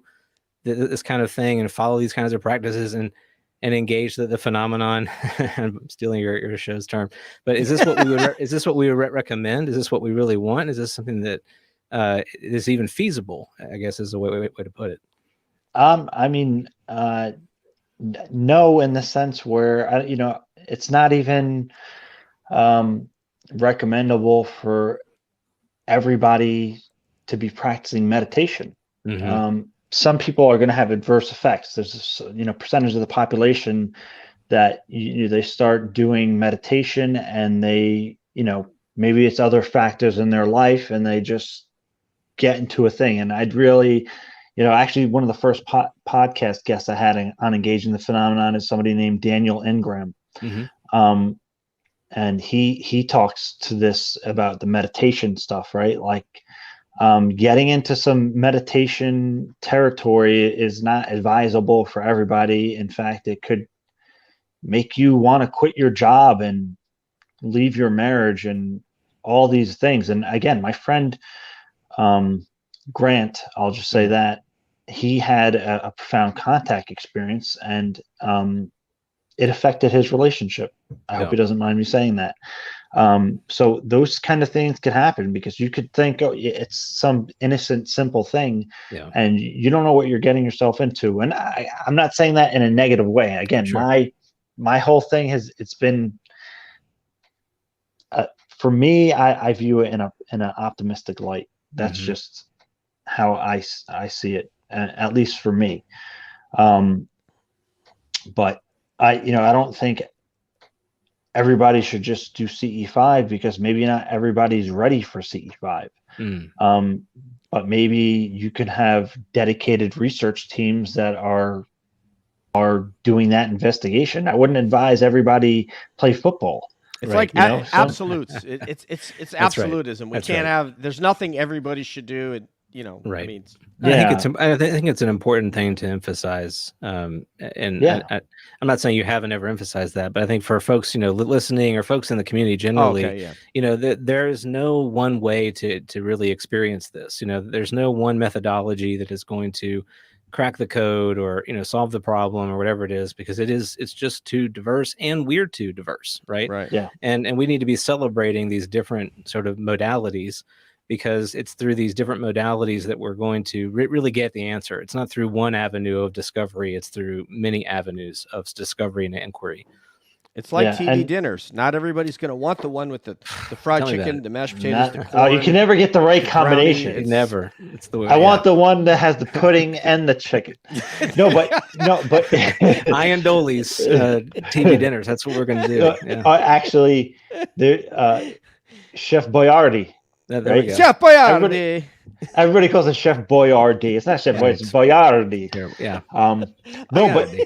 But even getting to the meditation thing too is that I'm forgetting her first name. I believe her last name was Willoughby, or maybe that's her first name. But she had a university research project. It was initially it was called the Dark Night Project, and then they changed the name to be more academically appeasing and not so, but it was about meditation and people coming into what is called the dark night of the soul. Right. So even people practicing mild mindfulness practice, which is just basic attentional awareness, present moment stuff, not close your eyes, breathe. Yeah. Even in some cases mild or mindfulness, just being, you can eyes open awareness and just being aware of what's going on right now. So, there's different practices like mindfulness-based stress reduction, which is meant to have health benefits, but some people, even just practicing that, were running into territory after continued practice where they start to realize that, and again, there's deeper fundamental questions to this, and it's if they start realizing and it's difficult to have that conversation, because they could just start realizing things in their life that they don't like, and it can cause you know what I mean? Totally. It opens a door. It happens during pigeon pose. It happens during pigeon pose, James. And by the way, I'm thinking I need to take you down to Peekskill and go to Prana Moon Yoga and let's take a class from my homegirl down there, because she's an amazing yogi. We have method of error. Has James ever suspected he was taken by the intelligence he has interacted with? I have no idea, not to my recollection. And I'm just going to go say that I'm not somebody who is a fan of hypnotic regressions or anything. I don't recall ever having being taken. I had frightening experiences, but is there a way for it to have happened and me not knowing? Sure. But I have no idea. You're aware of, not that I'm aware of. I don't think so. I don't think so, but I wouldn't want to find out through another means of just conscious recollection either. I wouldn't want to. I'm not a fan of hypnotic regression. Yeah. Just for my own. Again, that's just my way. Just like in the meditation world, I'm not a fan of the whole past life thing. Yeah. I have a more of a Zen philosophy in that way of here now, even if I remembered that I was something in a past life, it's like, how does that affect me now, and why is it relevant? Gotcha. Right. Yeah. James, I'm going to leave all my meditation stuff in the duffel bag when I come to New York. I'm not even going to break it out. So, fine. All right, Max. So Maxie McCabe. So what's up, brother? Hi, how you doing, DJ? It's good to see or to speak to you and to see you visually. It's good to see you. That's an excellent beard. Your hair looks great. Very, very soccer player kind of. I dig it, man. Yeah. So let me just frame this up. Nathan was 100% correct today when which he is most of the time. He said, "Oh, I think Max is thinking not about the experience roundtable. He's thinking he's coming on tonight." But me, like an idiot, didn't clarify it, and so Max has joined us. He's had an amazing experience in the UK that blew my socks off. Not right now because I have socks on, but back then it did take the socks off. Max, my brother, man, what's up? Hey, Tell us what's up. It would take quite some time. I think you're near the end of your show that you planned, right? Yes. How you doing, James? Nice to meet you. Hey, how are you? And hi, Nathan. Hello. No, I apologize for the mix-up, but yeah. No, I apologize. So I'm an idiot. Go ahead, Max. It's okay. It's a pleasure to have you on, man. Thank you. I did have a question for James actually, just before. Have you had any what we might put into the box of paranormal, shadow figures, poltergeists, anything like that happen to you after you began interacting with UFOs? Is that ever happened?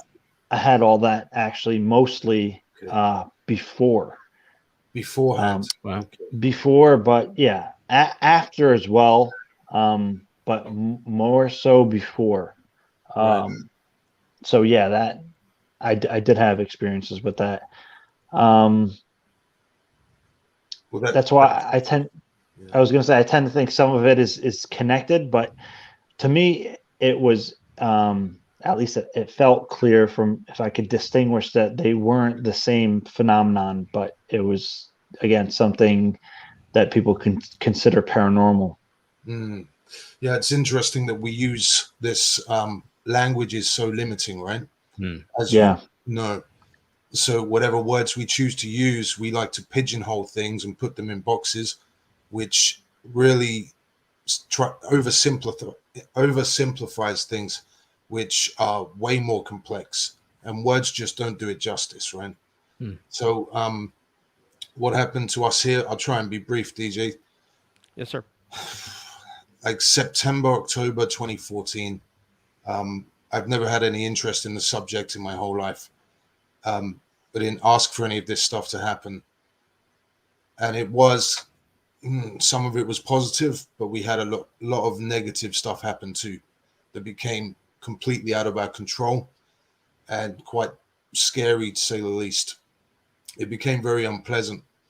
But I'm aware that obviously there's a whole spectrum of things. I had it's really difficult to talk about, but I'm going to try it. So one night in September 2014, my daughter was at the front of our house with our neighbor's daughter. And as they were at the front, I was asleep. It's about 11 o'clock at night. They watched 3 balls of light in the sky that are making formations and patterns, and they shot off eventually. She told me the next day. I was in the garden about 4 o'clock in the morning. Before I went to bed, I'd been working all night. And as I was sitting there looking up at the beautiful, crisp, nice sky, beautiful starry night, really cold, there was a double flash of white light. So as I've just thought, well, lightning or something like this. And then I thought, well, it's not humid. There's no clouds. And as I was thinking that, another double flash of white light, pure, brilliant white light. I've looked straight up and there were these 2 spheres of white light passing over my head. And then they, at a right angle, they shot off so fast it left trace lines. It ran through the house. There's nothing there. A few minutes, maybe it was 10 past 4 in the morning because I looked at my watch thinking I'll tell my daughter I'd seen the same thing that they'd seen. And as I've come into the house to lock the door because there's nothing happening now, they're gone. As I've locked the door, turn the key, turn around to go up the stairs, I was struck by what can only be classified as a telepathic instruction. It wasn't words, but it certainly shocked me and stopped me in my tracks. And my mind unraveled it into don't close the door, go outside and look up. So I did. And as I've stepped outside of the house and looked up, a huge golden object, maybe 50, 60 feet up, not very high at all. If you stacked this house on top of itself, a 2-story house, which is about 10 meters, I now know. This thing moved out and stopped right above me. So all at once, James, as I've stepped over that doorway and looked up and I'm gobsmacked, I felt like I was bathed in extremely strong static electricity. I mean, all of my hair stood on end, all of it, not just the back of my neck. I wasn't scared or anything like this. So I'm stood under this thing. I'm struck with an overwhelming feeling of love, and so much that it made my eyes water. Pin drop silence. I'm just absolutely gobsmacked and in shock. The thing is probably as big as a bus. It was like a horizontal diamond shape, but it only had a diamond shape because there were shards of light emanating from the center of it vertically. Yeah. Around the edges, more towards the edges, were golden tinged, but moving plasma. And beyond that, it was as it appeared like plasma. It's the only thing I can equate it to. But it was so bright, it should have burnt my eyes, like looking directly at the sun. But it was soft on the eyes. It was gentle on the eyes. It was like a luminosity that I'd never seen before. So beyond the edging, it was as if it was setting the air on fire. It was almost like flames. It was just absolutely beautiful and stunning. So I'm taking this in. I didn't know what else to do. So I just waved. What else do you do, right? Yeah. Then it started to dawn on me that it might not be safe, that I might be in danger. I just, human brain starts thinking, this is insane. I can't believe what I'm seeing. Why is it silent? I can hear myself breathing, my heartbeat. It just was too crazy, man. Tingles up my spine, going over my scalp, all the hairs on end. I looked left to see if any of the neighbors were awake because I need someone else to see this. I considered running into the house because the door was still open to wake people up. But I felt from the moment it told me to go outside and look up, I felt an overwhelming sense of being watched and observed, a complete intimate connection, as if it was still connected to me, like it knew my thoughts. And it was at this point that I considered my phone is in my top left jacket pocket and that I should take a picture. I've got to take a video, a picture or something. The moment that I thought that, this thing starts to move left. Yeah. Left. The moment, and I felt like I'd messed up. I felt like it did not want that bit, like it was an intimate moment just for me. So I start to walk under it, saying, no, don't go. I didn't want the moment to end. It starts to speed up. So I'm now jogging and then running, and it curves to the right and starts to head higher and higher and faster. I ran to the edge to where I could, as far as I could go, because there's terraced houses. And I watched this thing rise up into the distance until it's so high up in the atmosphere and it just disappears out of sight within maybe 6 to 10 seconds at most. So this was the very first night, right? The second night, I'll skip over because I'll be here all night explaining everything. But the second night, I was pacing the house. I wanted my girlfriend to, by the way, I tried to stay up to tell my girlfriend what had happened, and I was a wreck. I didn't realize at the time I was in complete shock, and I just couldn't stumble through the words. I literally broke down because I was in such shock from what had just happened. I couldn't process it. So the next night, I asked her to stay up with me. She didn't, and I'm pacing back and forward, back garden, front garden, back garden, front garden, and the thing comes back from a different location, roughly the same height, and it just glides along the rooftops of the neighbors' houses. And I consider running in to come and get her, or try calling her, or am I going to take a video? Well, I wanted her to see it. I didn't care about no damn video.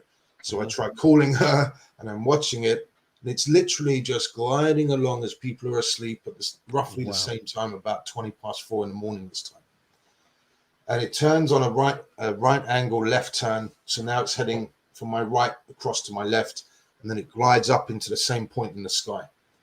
Third night, it comes back again. This time I've got her to wake up early, and I'm pacing around. She's making coffee, and then all of a sudden it comes from back here. It comes straight down and stops. I call her out. She looks at it. Oh, wow.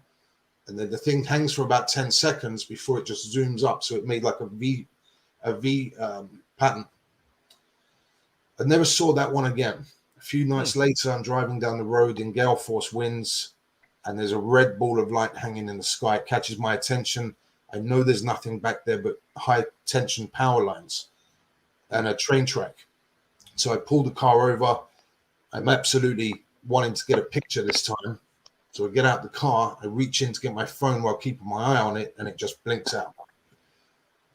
It was after that that things started to get pretty negative. I say negative.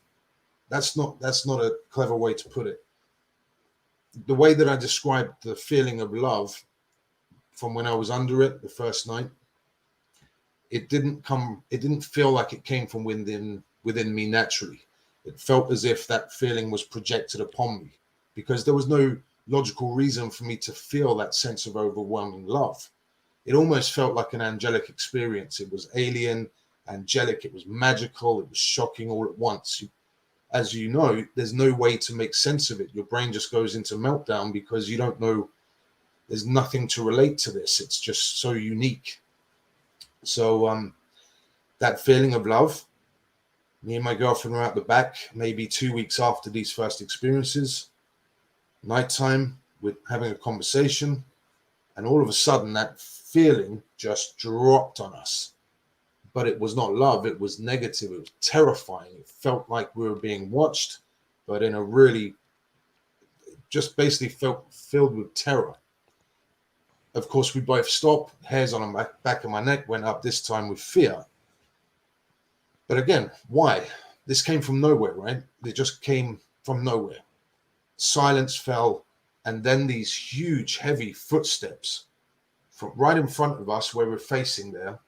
We have fence panels with huge gaps in between the fencing, so you can see straight through. There's lights in the back, so you can see straight through. These footsteps sounded like a damn dinosaur was walking back there. They pound left and right, and she got so scared she ran in the house, slammed the door saying, "I'm sorry, babe, I can't." I'm sat there terrified, frozen to my chair, and it made me mad because it felt like a test. It felt like it almost, whatever this was, it was as if it was trying to test my resolve. So I got mad. My reaction was to get angry, grit my teeth, and get prepared for whatever was going to happen. And just as soon as I got mad, the feeling lifted, the normal background sounds came back, and everything became normal again. I sat there for another minute, went over, looked over the fence. There's nothing there. But these footsteps came right in front of me where I should have been able to see what was making the sound. And there was nothing there, man. After that, me and my son, he moves in, he's 14. We go for a walk in the woods. It's 1 o'clock in the afternoon. It's a broad daylight. And as we're walking towards those woods to go into the tree line, that same feeling, that same terror, suddenly out of nowhere, as we're mid-conversation, just drops. I stop. He says, "Dad, do you feel that?" He's 14 years old. He's just moved in with me. The first thing that happens is this. I thought, oh, excuse my French, but oh shit, he feels it too. And then that feeling of being watched had a direction, and it was drilling into the back of my head from up there. So I turn around automatically and look up to see what was a dark metallic cylinder, that half of it just zoomed behind a big puffy white cloud. I'm not taking my eyes off it, thinking hot air balloon, jet, whatever. You're thinking of every possible thing that it could be. But I clearly saw the back end of a cigar shape, or a cylinder at least, just jet behind it. I said, "Did you just see that, Corbin?" He said, "Yeah, Dad, you see it too." "What did you see?" He said, "It was like a cylinder, like a can." Next thing I remember is saying, "We've got to get out of here." We don't remember to walk home. Now, it was that next day. He'd stayed out at night, and I'm in the living room. I'm in the house by myself with my 6-week-old baby boy at the time. He's asleep on the sofa. He wakes up crying. As I stand up to pick him up, I notice movement out the corner of my right eye, and I look over, and in my doorway between my kitchen and living room is maybe 4 foot tall, halfway up the door frame, a shadow figure with an oversized head. I didn't notice anything beyond the waistline because I didn't have time to look up and down. And this thing is moving like as if it's looking my direction, makes me jump out of my skin, and the thing just glides fast across the living room. No bumping up and down, no walking motion, just glides fast. Scared me out of my wits, made my heart skip a beat. I physically jumped out of my skin. Now, I didn't tell my son about this because he stayed out that night. The next day, he comes back. I'm upstairs, and he runs up the stairs going, Dad, I just was doing my hair in the living room, and this shadow figure just ran across the room. So again, he's just seen what I'd seen, and I hadn't spoken with him about it. After that, he had poltergeist stuff happen. In this very room was his bedroom, and this door handle, he says, when he was here with a friend, started shaking up and down, and the door came open, and they both left the house. They were so scared. So I had 2 more things after that. A silver sphere in the sky in broad daylight. I managed to film a little bit of it on camera, 3 video clips. I was at work, and at the time I worked in a job where the kind of people I was around, you really don't want to be saying, oh, look at this UFO in the sky. So I just said nothing and filmed it. And it was a dark metallic sphere. It was literally a sphere. The thing just approached my position. So I noticed it at quite a long, far distance. So I got the phone out and started filming. It came up and stopped, and it just kept moving left and stopping. It was quite a windy day. Wasn't affected by that. There was no noise from it. Eventually, it took about 10, 13 minutes to move out of sight over the tree line. And the final thing, so I'm wrapping it all up. The final thing, I was driving late at night by myself, a very isolated road, the A47 near Peterborough here. And I noticed to my right what I thought was a plane crashing because there were some orange lights just came down real fast and then kind of glided up and started heading my way. And so I'm double taking, thinking, is that looking for flashy airplane lights or something? And as it approached, I realized that it's coming to intercept perfectly my position. I had nowhere to pull over. And eventually I realized there were just 3 balls of orange amber light that was side by side horizontally. And they passed so close to me that if I'd have stood on the roof of the vehicle, I could have touched them. There were just 3 balls of typically beach ball size orange lights. They passed over. I saw them go over the hedging. And that was in 2018. So the whole thing that we went through lasted about 3.5 years. And of course, it's taken me years of trying to come to terms with it. I've never done meditation. I've always wanted to. I've never looked for any experience like this, but it's left me with, of course, more questions than answers. Frustrating as anything that I've ever experienced before. I want to know more. I've come to terms with the fact that I probably will never know anything. But yeah, it's just good to be able to share that. Thanks, DJ. Thank you. Thank you. Thank you for sharing. It's an honor to have you here. Oh, yeah. Deb, he's already going to be on the Experiencer panel. We've already worked that out. We're thinking we're going to have, I think, Linda Thompson from Twitter. We're going to have, so we've got a couple people, David John Lanier. But yeah, but it's a target of opportunity that my error led to Max being on, and you guys, because Nathan's heard the story third person, but James hasn't. So would you like to comment, James? Yeah, I mean, I think you have kind of the right idea about it. Is, you know, you want to know the truth, but you have an idea, or you've come to grips with that. You know, you might not get all the answers. I think that's a healthy place to be. You know, as far as meditation and stuff, that's something you're gonna have to experiment with, right? Is it gonna make more of these experiences happen, positive or negative? You know, the only way you're gonna know is to actually do it and find out. You know, personally, you know, I'm in a similar situation where it was baptism by fire. but my nature is just to go directly at it. I don't know if that's advisable, but engaging the phenomenon is kind of my thing. So I'm just going straight for it. It sounds kind of like you probably have a similar attitude where you want answers because things like that are going to happen to you, and most people, I don't know. I don't think that's something you can just put behind you and move on with life. Maybe some people can. Maybe that's wiser. But I can understand seriously just wanting to pursue it. I mean, that's what I've done. Did you feel that it was like the same phenomena, or did you have like what was your instinct that it was the same or possibly different phenomenon, like the first experience when I opened the door for everything else that followed? Exactly. That was my question. Is that that's the thing that tests your sanity, right? You have to have a strong mind, and I'm just extremely lucky that I had. By the way, I forgot to mention, it wasn't just our neighbor's daughter. They've moved now, and my daughter and my son and my girlfriend and me. It was also a gentleman that lives local to here. He'd posted into a group chat. He'd taken photographs of these spheres of white light just a few meters away from our house in 2018.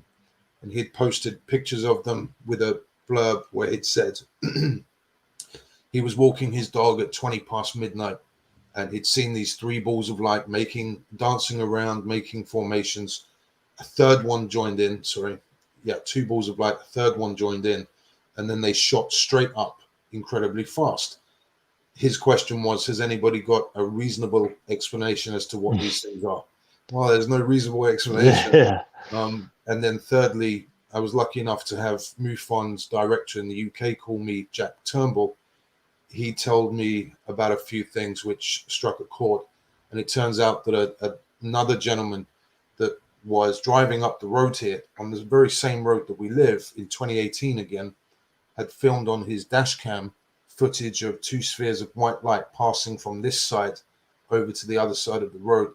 So it seems that it was a transient thing that happened in this area for a couple of years for whatever reason. But to answer your question specifically, at the time, that's what really made me almost insane. Is I thought, hold on, I just had this UFO experience, whatever that is. Now I'm seeing ghosts. What the hell's going on? At the time, my gut instinct was just a knee-jerk reaction of, this is paranormal. I've never seen something like that. Was crazy, man. I don't know what to make of it, James. And that's the thing. Why are so many people having a UFO experience and then, shadow figures, poltergeist, what we call paranormal? You say you had it the other way around, and that's fascinating. So were you meditating back then? No, I mean, for me, it started when I was really young. So there's no concept of meditation. And again, the original entities that I saw, I don't know to this day if they were associated with the UFO phenomenon or not. I could speculate that they were, but I really don't know. There was a telepathic thing for certain. And again, that's what we were talking about before. Is that a technological or kind of metaphysical technology? I don't know. And I'm in the same boat as you, where I don't have all these answers. I wish I did, and that's kind of partially what keeps me going. Is maybe I'll gain some insight into not only what this is, but why did this happen to me, and is there something that, in light of these experiences, I can contribute to the bigger picture of what's going on? Are other people having these experiences, or people who are just curious about it, or is there something, a bigger role that I don't even understand yet? Exactly. There's a lot to unpack here, but one thing I want to ask Max: are you in Peterborough, near like 50 miles from Bury St. Edmunds? Yeah, that sounds about right. Yeah, Cool. All right. So when I come to Mildenhall, I'm gonna call you in June. Absolutely. So I got to spend like a week at Mildenhall. So definitely Yeah, want to meet up with some of my friends from UFO Twitter during that. yeah, sure. I'd love to do that. That would be But great. let's go around. Let's go around the horn. Nathan, do you have any final comments? Because we're gonna have Max back on for the Experiencer Roundtable. Actually, James is doing Contact Week coming up like really soon. So Nathan and I will have to see if we can put it together in a short period of time. So he and I will, and Akashi Chris will powwow and see if we can put something together. But do you have anything that you want to, as we go around the room, Nathan? Yeah, I just wanted to say thank you to James for one, coming on our show, but two, James, I think you're one of the hardest working guys in UFO Twitter, and I'm continually impressed by all that you do and the content that you put out. I know how much it takes to do this kind of thing, and you're doing 2 shows, and you have a CU5 Facebook group that I know you've been very active with, and it takes a lot. And I wanted just you to know that it means a lot to me what you do, and I personally I probably wouldn't be doing this if I didn't have kind of the encouragement that you've offered, as well as the kind of the path that you've laid out for folks like me and DJ to kind of do this type of thing. So I really wanted to say thank you more than anything, and wanted to encourage you to continue to do whatever is on your heart to do. But also, and I know you probably hear this from all kinds of people, make sure you take care of yourself at the same time, Yeah. So you got to have those rest days, man. Yeah. I couldn't have said that any better. I appreciate that, and I'm honored by that. And I think that it's just, I partially feel a responsibility, and kind of, again, maybe it's just something I'm telling myself, but this is, my participation is my way of paying it forward. Yeah. And I think it's, if partially my dharma, if I can use that, Yes, you kind can. of terminology. I think it's important, and if there's anything I can do to participate in the greater picture of something that I had experience with, I'm happy to do it. I feel obligated in a sense to, and I hope I can help. That's all. Yeah, You are. And definitely, absolutely. Yeah, I'm sure. I mean, you guys are already doing great things. So, I mean, I probably came onto the scene more publicly just a tiny bit before you, but there's going to be the same effect where you're paving the road for others as well. Yeah, we just like to create a safe space, an open space, and I think we just saw Max do that, and that if he felt comfortable to tell his story, then mission accomplished. And when you come on our show, we want you to feel like you're the most important person in the room, and that how much we value you being here. I think Nathan just stated it even better than I can, but yeah, that's basically you got it. Mission accomplished. And I'm super excited because next month I'm gonna see Nathan in North Carolina. January I'm going home to New York. I'm gonna see James, either for something at the diner, which is probably for him is gonna be like bacon, egg whites, maybe not even toast, and then or maybe yoga practice down at Prana Moon in Peekskill, and then in June I get to go back to my favorite place on earth. Other than here, United Kingdom, go to RF Mildenhall, and then maybe I'll see my homie Max. So for a chippy and a beer, who knows? So there you go. All right, man. What's that, brother? We're gonna have a workout together. You work out with let's James. do it, man. Yes. Yeah, James, man. I'll tell you what, man. This dude is fit, man. We'll go get some. All right, let's bring Akashi Chris on if we can, so we can say goodbye to the whole. Hey, there's associate producer Akashi Chris. Everyone, do a little bit of Count Dracula. Thank you. Yeah. I love your story, Max. Thank you so much. It's amazing, and I it's awesome. Nathan, did I do a good description of it at least? Oh yeah, no, I actually, well, I had even heard his story on Spaces before. I didn't even know that I'd heard it before, but it's like I heard it for the first time. It's just very powerful, and Max, I really appreciate you sharing that with us.